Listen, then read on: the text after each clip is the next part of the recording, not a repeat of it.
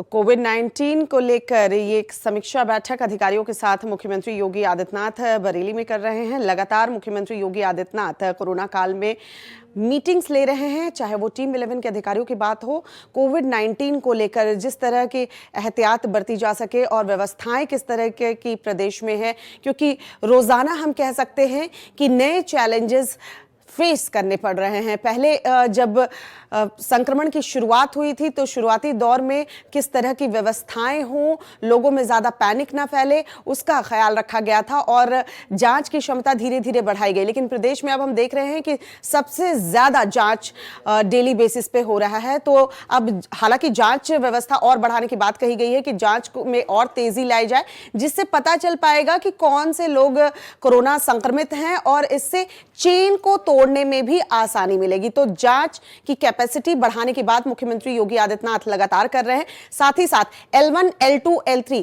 जो कोविड अस्पताल बनाए गए हैं उसमें L1, L2, L3 में व्यवस्थाएं जो हैं वो दुरुस्त की जाएं। कई बार शिकायतें मिली हैं कि व्यवस्थाएं सही नहीं हैं, जिस पर मुख्यमंत्री योगी आदित्यनाथ ने संज्ञान भी लिया है।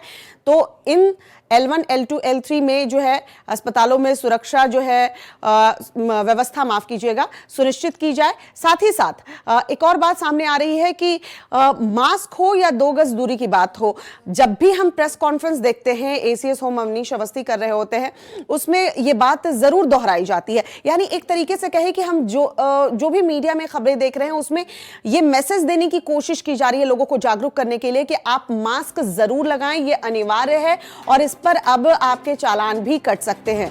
बरेली से हमारे सहयोगी भीम मनोहर इस वक्त हमारे साथ फोन लाइन पर जुड़ चुके हैं। भीम मनोहर, जानकारी चाहूंगी, ये समीक्षा बैठक इस पर किन मुद्दों पर फोकस करना है? कोविड-19 को लेकर तो हो रही है, लेकिन वहां किन किन पहलुओं पर ध्यान देने की जरूरत है? श्वेता, मैं बताना चाहूंगा ये कोविड के मुद्दे पर ये मीटिंग हो रही है, मंडलीय स्तर पर मीटिंग है और इसमें खास तौर पर जिस तरीके से बरेली मंडल में कोरोना के पेशेंट बढ़े हैं उसको लेकर यहाँ पर चर्चा की जा रही है। साथ ही साथ यहाँ पर तमाम एक्सपर्ट भी हैं और उनके बीच में स्वास्थ्य विभाग से जुड़े और प्रशासनिक अधिकारी हैं। इस बीच में एक कम्युनिकेशन किया जा रहा है कि किस तरीके से कोविड के संख्या को रोका जाए, अच्छा इलाज मिल पाए मरीजों को। इन सभी विषयों पे बात हो रही है। बरेली मंडल की बात करें भीम, तो यहाँ पर किस तरह के अभी हालात हैं? व्यवस्थाओं की बात कर ले तो यहाँ क्या शिकायतें मिल रही हैं? जिस तरह से L1, L2, L3 जो अस्पताल है वहां व्यवस्थाएं सुधारने की बात कही जा रही है, तो पूरे मंडल की जानकारी चाहेंगे कि कितने ज्यादा पेशेंट जो हैं बढ़े हैं और रिकवरी रेट यहाँ पर क्या है, साथ ही साथ व्यवस्थाएं यहाँ पर कैसी हैं? अब मैं बताना चाहूंगा श्वेता कि जिस तरीके से आपने देखा होगा अव्यवस्थाओं के संबंध में वीडियो वायरल हुए हैं और उन पर सरकार और प्रशासन ने अपने अपने स्तर से काम किया है। तो ऐसे में जहां सरकार है वो बेहद बढ़िया काम कर रही है और प्रशासन भी काम कर रहा है, लेकिन जिस तरीके से यहाँ की आबादी है वो उसके हिसाब से ये चीजें भी कम पड़ जाती है। लेकिन प्रशासन और सरकार की इस मामले में तारीफ करना चाहिए कि जो भी शिकायतें आती है उस पर सरकार और स्थानीय प्रशासन काम कर रहा है। और बात की जाए कि कोरोना संक्रमित संख्या की मंडल में तो हर रोज बढ़ रही है। आप लगाइए बरेली में ऐसा दिन नहीं जाता जहां 50 से ज्यादा संक्रमित ना आए।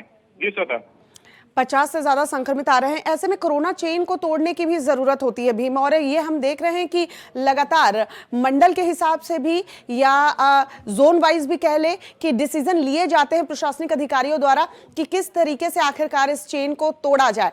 तो अभी अगर फिलहाल बात करें बरेली मंडल की, तो वहां पर ऐसे कौन कौन से जोन है जहां से ज्यादा तादाद में कोरोना संक्रमित सामने आ रहे हैं, जहां के लिए एक्शन प्लान बनाने की जरूरत है कि फिर से वहां की समीक्षा की जाए और वहां के लिए एक नया एक्शन प्लान तैयार हो?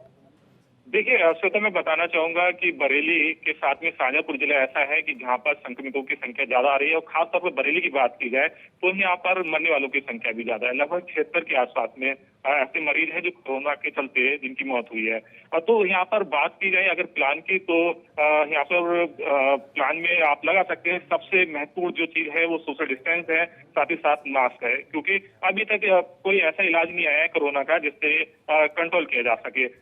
जी सदा, तो यहाँ पर भी चालान काटे जा रहे हैं क्या? लोगों में जागरूकता है कि उन्हें मास्क पहनना जरूरी है, घर से बाहर निकलते हैं तो इस चीज को फॉलो किया जा रहा है भीम, या नहीं? ग्राउंड रिपोर्ट क्या है?